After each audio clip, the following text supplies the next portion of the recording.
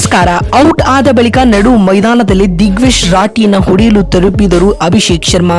ಬಳಿಕ ಬಯಲು ಮಾಡಿದರು ದೊಡ್ಡ ಹೇಳಿಕೆ.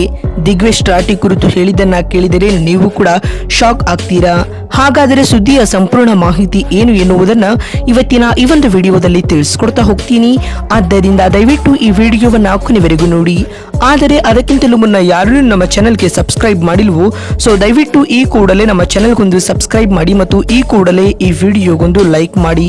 ಹೌದು, ನಿನ್ನೆ ಲಕ್ನೋನ ಎಕಾನ್ ಅಂತಾರಾಷ್ಟ್ರೀಯ ಕ್ರೀಡಾಂಗಣದಲ್ಲಿ ನಡೆದ ಟಾಟಾ IPL 2025ರ 61ನೇ ಪಂದ್ಯದಲ್ಲಿ ಲಕ್ನೋ ಸೂಪರ್ ಜೈಂಟ್ಸ್ ಮತ್ತು ಸನ್ರೈಸರ್ಸ್ ಹೈದರಾಬಾದ್ ತಂಡಗಳು ಮುಖಾಮುಖಿಯಾಗಿದ್ದವು.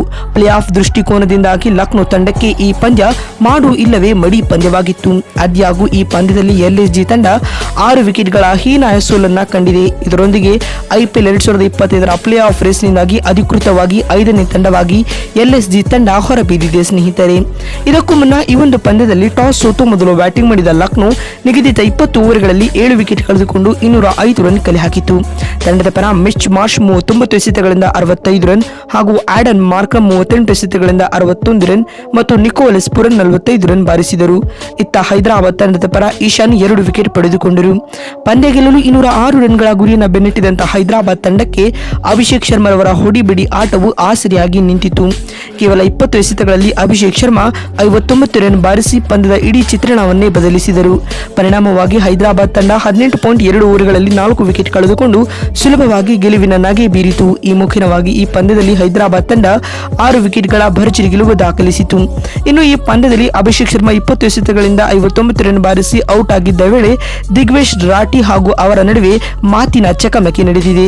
ಸದ್ಯ ಈ ವಿಡಿಯೋ ಇದೀಗ ಸಾಮಾಜಿಕ ಜಾಲತಾಣದಲ್ಲಿ ಭಾರಿ ವೈರಲ್ ಆಗುತ್ತಿದೆ. ಅಭಿಷೇಕ್ ಶರ್ಮಾ ಔಟ್ ಆಗಿ ಪೆವಿಲಿಯನ್ ನತ್ತ ಹೆಜ್ಜೆ ಹಾಕುತ್ತಿದ್ದ ವೇಳೆ ದಿಗ್ವಿಶ್ ರಾಟಿ ಕಾಲು ಕೆರೆದು ಜಗಳಕ್ಕೆ ಬಂದಿದ್ದಾರೆ.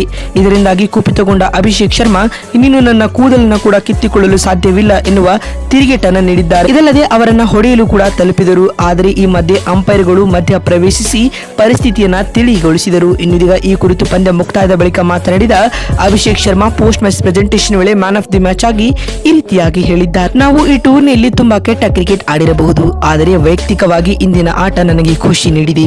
ತಂಡಕ್ಕಾಗಿ ಹೇಗೆ ಆಡಬೇಕು ಎನ್ನುವುದು ನನಗೆ ತಿಳಿದಿತ್ತು. 20 ಎಸೆತಗಳಲ್ಲಿ ಅರ್ಧ ಶತಕ ಗಳಿಸುವುದು ನಿಜಕ್ಕೂ ಖುಷಿ ನೀಡುತ್ತದೆ ಎಂದು ಅಭಿಷೇಕ್ ಶರ್ಮಾ ಹೇಳಿದ್ದಾರೆ. ಮತ್ತು ಮಾತು ಮುಂದುವರಿಸಿದ ಅವರು, ಆದ್ಯಾಗೂ ಇಂದಿನ ಪಂದ್ಯದಲ್ಲಿ ದಿಗ್ವಿಶ್ ರಾಟಿ ಮಾಡಿದ ಕೆಲಸ ನನಗೆ ತೀವ್ರ ನಿರಾಸೆ ತರಿಸಿದೆ. ಆಸ್ ಎ ಸ್ಪೋರ್ಟ್ಸ್ ಮ್ಯಾನ್ ಆಗಿ ಮೈದಾನದಲ್ಲಿ ಆ ರೀತಿಯಾಗಿ ನಡೆದುಕೊಳ್ಳಬಾರದು. ಕ್ರಿಕೆಟ್ ನ ಸ್ಫೂರ್ತಿಯನ್ನ ಎತ್ತಿ ಹಿಡಿಯಬೇಕು. ನಾನು ಔಟ್ ಆದ ಬಳಿಕ ಅವರ ಆ ಸೆಲೆಬ್ರೇಷನ್ ನನ್ನನ್ನ ಸಾಮಾನ್ಯವಾಗಿ ಕೋಪ ಬರುವಂತೆ ಮಾಡಿತು. ಇದೇ ಕಾರಣದಿಂದಾಗಿ ಅವರನ್ನ ಹೊಡೆಯಲು ತಲುಪಿದೆ ಎಂದು ಅಭಿಷೇಕ್ ಶರ್ಮಾ ಹೇಳಿದ್ದಾರೆ. ಮತ್ತು ಮಾತು ಮುಂದುವರಿಸಿದ ಅವರು, ಆದ್ಯಾಗೂ ಇದೊಂದು ಹಿಟ್ ಆಫ್ ದಿ ಮೂಮೆಂಟ್ ನಲ್ಲಿ ನಡೆದಿರುವ ಘಟನೆಯಾಗಿದೆ.